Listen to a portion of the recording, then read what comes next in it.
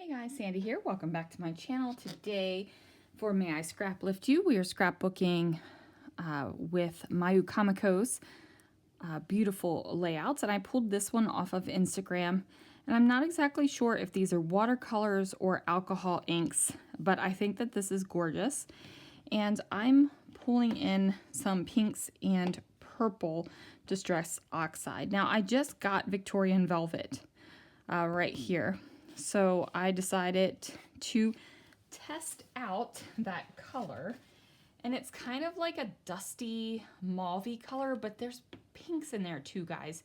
So I'm gonna go from pink to dark purple to kind of figure this kind of thing out.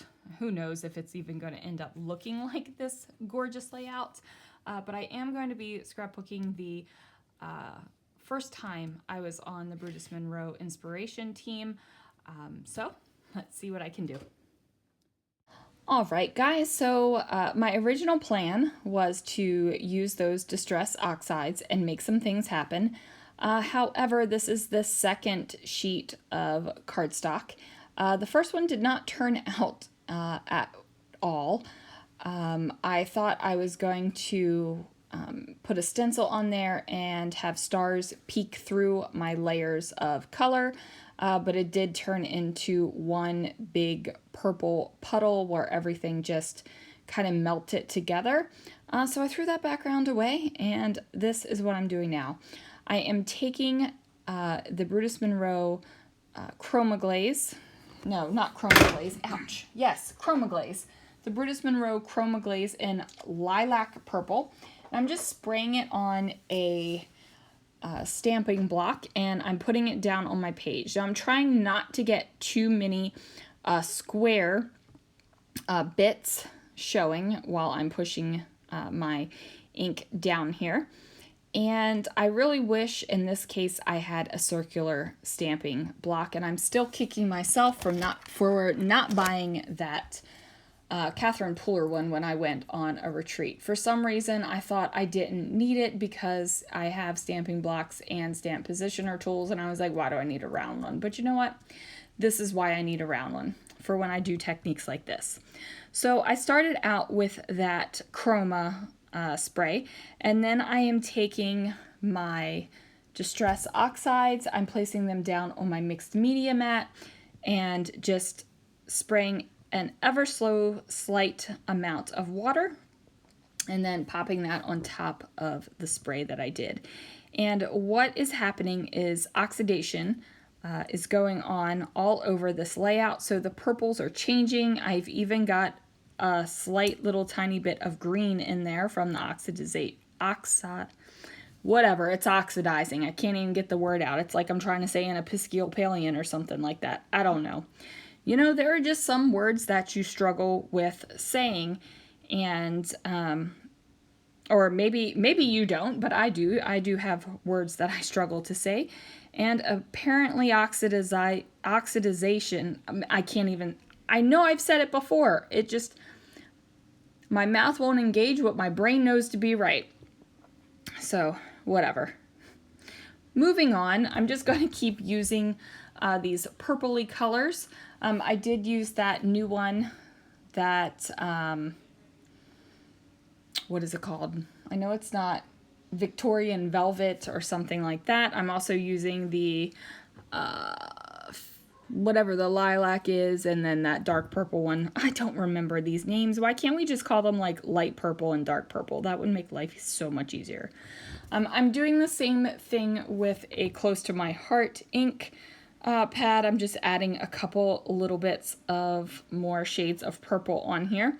So it definitely does not have that kind of natural watercolory feeling that the inspiration layout did, but I hope you can still tell that this is a Scraplift. So I've got my purples down there, and this bad boy is still wet. I didn't use my heat tool to dry it, and I also didn't have the patience to let it dry. So I went ahead and grabbed this kind of wavy stamp set, and it is actually called Wave Background. And I'm taking my black ink and I'm just pressing it right over top of that stamp, and then I am stamping directly onto my background. Now, since I'm not using a stamping block and I'm not going to have any harsh edges when I push this stamp down onto the background, which is my goal. So I went ahead and put it all over the background here because in the inspiration layout she does have some stamped backgroundy type parts as well. Now, when I was first making my first version of this background, I did get purple overspray all over my photograph, and I'm just working with it. I could reprint the photograph, but you guys, I'm not even that worried. So, yeah. So if you notice, my photograph has purple overspray. I'm going to grab this tiny, tiny dot stencil and put some purple Nouveau Deluxe, or is it Nouveau Deluxe or just Nouveau? I think it's just Nouveau. Nouveau glimmer paste through it in that gorgeous deep purple color. So now I've got all the purple going on. I'm going to go into my stash and look for a couple smaller sized papers that I can use up for layers. I'm also going to grab some vellum, and I also have a new roll of black tulle. I have a new roll of white tulle as well. I wrapped up that roll of white tulle for a project that I did for someone's wedding with my laser, and I was like, oh crap, I can't not have tulle. I use that stuff. So I went to the craft store, picked up a white roll, and then I saw a black roll, and I was like, this needs to happen too. So I grabbed that. I am just going to have these 2 layers, and I'm going to grab my stapler and staple them right onto this piece of cardstock. And what that is going to do is allow that tulle to stick to the paper without me having to worry about glue or washi tape or any other thing to hold that bad boy down. Now I am going to glue over top of the tulle with this fun foam, and that's just going to allow it to really get in there. So I talk about nooks and crannies of glitter and using a wet glue, and if you are gluing over top of tulle, honestly I think the best thing you can do is staple it, but since I am gluing the photo straight there with the fun foam, I just decided to go ahead and glue it. Now I probably could have stapled that fun foam to the paper and just glued the photo on top of it, but I didn't think about it in the moment. I'm thinking about it now though. So I am going to trim off the black tulle around the edges, and then I'm going to apparently knock the camera senseless, and then I'm going to trim down this black cardstock. And what is happening here, I originally was going to put it vertically, but I end up going horizontally. So I overlap it on this chevron pattern paper. This is actually the Haunted House pattern paper from Brutus Monroe, but it was black and purple, so it went great for this layout. And then I'm going to go ahead and adhere that bad boy on top of it.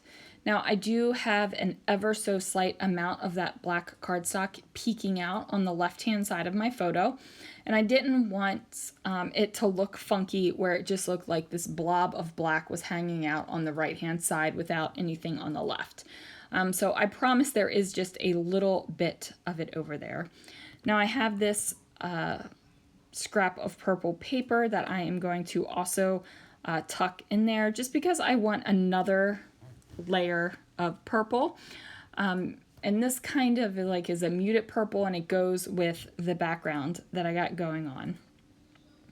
So then I'm going to press that down. I'm liking what I have so far, and I figure I need a title. So I'm trying to think about a title. I'm trying to figure out if I want to think of a title and spell it out with letter thickers, or if I just want to look at my stickers and options to see if I have something that'll work where I don't have to think about the title. And I find these thickers, and they are some Amy Tan thickers. And the front is this gold sparkle. The back is a white foam. So I decided to go with the lucky ones because we were the lucky ones to be on the inspiration team. And if you're wondering, that is my photo up there on the right hand corner.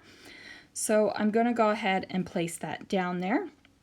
And then there's also some sparkly hearts on this sticker package. So I'm going to pull those out and use them as well. I really decided that the gold sparkle was perfect because I already had the Nouveau Glimmer Glaze on there. Glimmer paste, whatever they call it. It's their version of Glitter Glaze. And you know, you can always use a little sparkle. And then after I did that, I thought about bringing in some of those white hearts as well. Ultimately decided against that. I just keep pressing that photo down because I don't want it to pop up. And then I pull out my absolute favorite sequins in the world. These are such a beautiful gold sparkly sequin. And I just dollop down some Nouveau Deluxe glue where I want to put my sequins on top of them. So the Nouveau Deluxe glue is amazing because it does dry matte and it also dries clear. I am using a crystal katana tool to go ahead and put my sequins down. Now the great thing about this bad boy is it has a wax tip on one side that you can use to pick up sequins or anything else you need to pick up. Maybe you're digging through your brads or eyelets, who knows. But it does have this nice wax tip. It's great because if your glue gets on it, the glue just kind of peels off. And it doesn't take the wax tip with it like I have noticed the glue does to my jewel picker. And then on the other side of the crystal katana, there is a blunt metal tip. And you can use that to kind of like push your sequin down into the glue. So I go ahead and get those down. And now I've got all this beautiful sparkle going on the layout. I've got this awesome mixed media background that isn't exactly what I pictured. I was definitely picturing more of a watercolory layered effect. But you know what?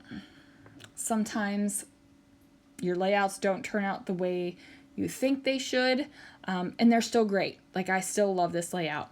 I went ahead and pulled out some tiny word phrases that I thought were applicable to my layout. And then that is going to do it, guys. Thank you so much for joining me, and I will see you guys again real soon for another video.